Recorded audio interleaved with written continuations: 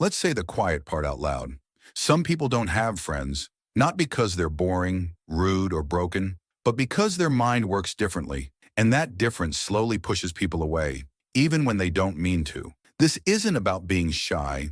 This is about psychology. Here are the patterns that quietly leave people walking alone. You overanalyze every interaction. After every conversation, your mind replays everything. What you said, how you said it, what they might have thought. This comes from extreme self-awareness. Your brain is constantly scanning for judgment, tone, and meaning. It sounds intelligent, and it is, but socially it creates tension. You're never fully present, and people feel that distance even if they can't explain it. You're thinking instead of connecting, and connection needs ease, not analysis. You have zero tolerance for fake behavior, forced laughter, attention-seeking, social masks. You see through it instantly. Psychology calls this high social perception. You don't just hear words, you read intention. The problem? Once you see the truth, you stop playing along. You don't fake interest. You don't flatter. You don't pretend. And in a world built on small talk and surface validation, honesty feels threatening.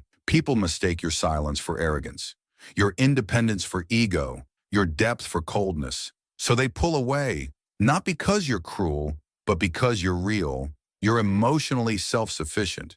You handle problems alone. You regulate your emotions internally. You don't lean on people.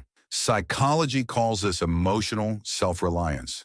On paper, it's strength. In real life, it quietly isolates you because friendships survive on vulnerability. When you never ask for help, people feel unnecessary. When you never open up, people feel locked out. You don't push them away.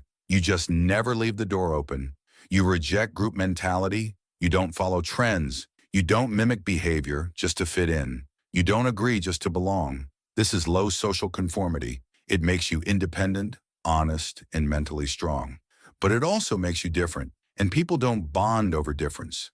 They bond over sameness. When everyone laughs, you analyze. When everyone agrees, you question. When everyone follows, you step back. That distance protects your integrity, but it costs closeness. You struggle with emotional reciprocity. You care deeply, but quietly. You know how to be reliable. You know how to help, but you don't always know how to express emotion. Psychology links this to difficulty translating feelings into signals others understand. So people admire your mind, but don't feel emotionally seen. And when people don't feel felt, they drift. Not loudly, not dramatically, just slowly. Here's the truth most people miss. People without friends didn't lose them overnight. They lost them through tiny patterns, replying less, showing less emotion, refusing to pretend. They became too aware, too honest, too precise for a social world powered by emotional noise. And that doesn't make you broken.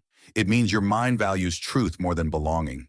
You can't fake connection. You can't dilute yourself just to fit. And that's why you stand alone. Not because no one understands you, but because few can keep up with you. You don't need to change who you are. You need to understand how your mind shapes your relationships.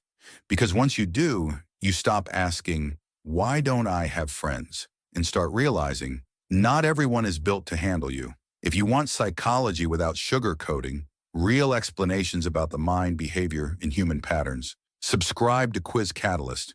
This channel isn't about motivation. It's about understanding yourself deeply, and that changes everything.